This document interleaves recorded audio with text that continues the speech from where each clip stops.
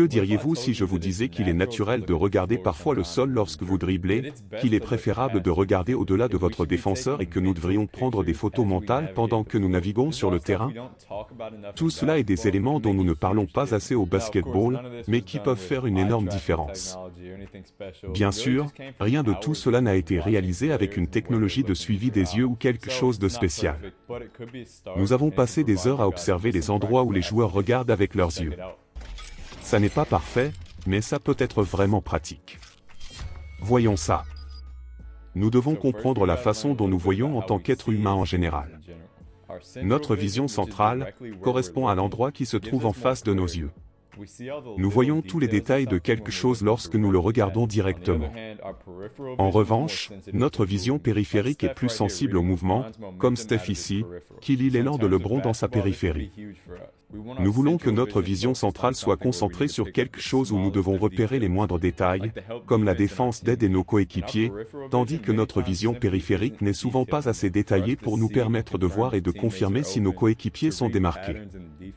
Il est donc difficile de lire ces composants détaillés de la deuxième ligne de défense si vous les regardez avec votre vision périphérique.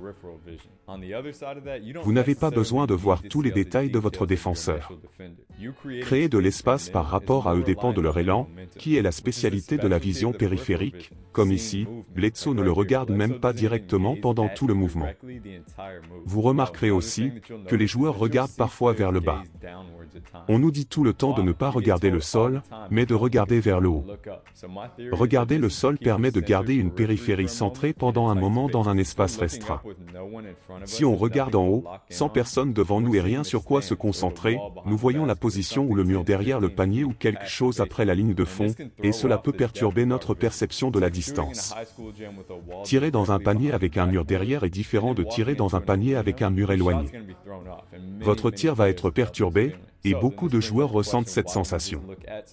Alors, pourquoi ne pas juste regarder quelque chose à la couche suivante de la défense? Si nous regardons à gauche, le côté droit de notre champ de vision sera invisible. Si nous regardons à droite, le côté gauche sera invisible. Il ne faut pas négliger un côté si nous voulons voir tout le terrain. Le seul endroit où nous pouvons centrer cette périphérie et voir quand même tout autour du terrain, c'est le sol à quelques mètres devant nous. Il ne faut pas se focaliser uniquement sur le sol, mais lorsque vous pénétrez dans la seconde ligne de défense, il peut être bon de tout voir en fixant le sol juste devant vous. Si vous voyez des joueurs le faire en tant qu'entraîneur, préparateur physique ou même coéquipier, ne cherchez pas à les en dissuader. Comme ici, il peut lire 1, 2 et 3 défenseurs, malgré ce que beaucoup de gens disent en lui demandant de regarder vers le haut. Notre champ de vision est large, comment Russ pourrait-il faire cette passe s'il ne regardait même pas dans cette direction? J'espère que vous pouvez répondre à cette question maintenant. Cela nous donne un point fixe sur lequel nous ne pouvons pas nous concentrer lorsque nous avons de l'élan vers le panier. Lorsque nous pouvons garder notre regard fixé tout en dribblant et ne pas bouger constamment les yeux, nous pouvons obtenir plus d'informations de notre périphérie. Mettez la vidéo en pause et regardez rapidement autour de vous avec vos yeux, puis fixez-vous sur quelque chose et voyez à quel point vous pouvez mieux percevoir avec votre vision périphérique. Il est beaucoup plus facile de prendre des informations de notre champ visuel lorsque nous sommes fixés sur quelque chose. Des fois, on ne veut pas regarder directement le défenseur, afin d'utiliser son mouvement pour le feinter. Par exemple, en regardant vers l'écran pour donner l'impression qu'on va passer par-dessus, puis en changeant de côté. Cela peut être appliqué dans les crossovers, les feintes de tir et beaucoup d'autres mouvements.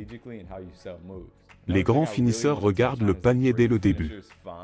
Cela les aide à décrypter la défense, car ils sont concentrés sur le panier et voient comment ils doivent terminer, et s'aident de leur vision périphérique. Ils observent la défense d'aide, les contres, ou tout ce qui peut l'arrêter. S'il y a un seul contreur, vous les verrez le regarder directement quand il pénètre. Cette fraction de seconde leur permet de prendre des informations sur ce qu'ils vont faire. Au moment où ils sautent pour tirer, ils utilisent leur vision périphérique pour voir tout le reste afin de se concentrer sur le panier. Une autre façon de le voir est que, après avoir dépassé cette première ligne et pénétré dans la seconde ligne de défense, ils utilisent leur vision périphérique pour tout voir, et leurs yeux peuvent être baissés pendant ce temps.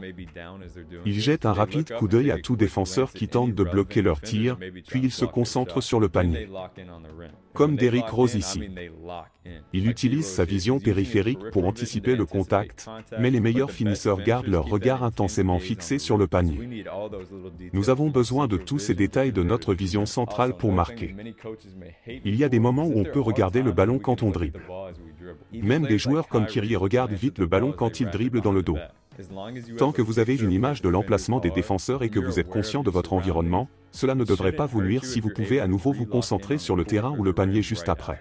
Now, when we're talking about the open court, this is a little bit different. This is where scanning the entire court comes into play. Nous devons regarder autour de nous en permanence lorsque nous n'affrontons pas un défenseur direct. La plupart du temps, nous voulons regarder autour et saisir toutes les informations importantes que nous voyons. Cela se voit beaucoup au football, donc cela a du sens, car c'est pareil. On perçoit une image en mouvement dans notre esprit à chaque seconde et chaque fois qu'on bouge les yeux, ce qui nous aide à lire le jeu un ou deux pas en avance sur la défense. Quels que soient vos avis sur tout cela, nous devons entraîner nos yeux à bouger constamment et à saisir de nouvelles informations sur le terrain. Comme Kyrie ici, il jette un coup d'œil à l'horloge pour lire l'heure, puis regarde en contrebas pour visualiser la défense d'aide. Il se concentre sur le sol pour lire l'élan de Clay. Puis, lorsqu'il change de direction, il regarde en bas à nouveau pour voir si l'aide va venir, puis il repère le panier. 5 observations en moins de 2 secondes. Vous ne pensez pas consciemment quand vous jouez. Et la meilleure façon de s'entraîner est de se mettre dans des situations de jeu réel où vous êtes obligé de le faire de manière concrète. C'est dur de reproduire cela sans une vraie défense, c'est pourquoi je vois des jeunes joueurs se focaliser sur l'adversaire direct devant eux et oublier tout ce qui se passe derrière. Ils n'ont pas encore compris cela. Quelques applications pratiques. Regardez au-delà de votre défenseur initial et travaillez sur cette compétence. Vous verrez beaucoup mieux la deuxième et la troisième ligne du terrain. Vous n'avez pas vraiment besoin de regarder votre défenseur initial en premier. Concentrez-vous tôt sur le panier. Mettez-vous de dos par rapport au panier ou concentrez votre regard ailleurs pendant que vous vous préparez à tirer, et transférez rapidement votre regard vers le panier.